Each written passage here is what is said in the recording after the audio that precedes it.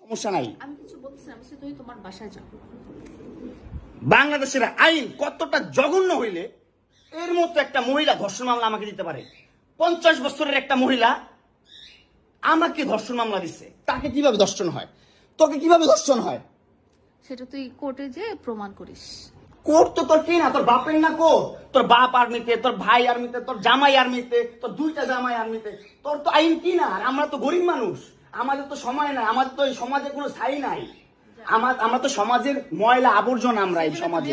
আর তোরা হচ্ছিস সমাজের অনেক উচ্চমানের মানুষ, অনেক ক্ষমতাবান মানুষ, এই জন্যই নাকে দড়িটা ঘুরাইতেছিস আমাকে, তুই বুঝছিস?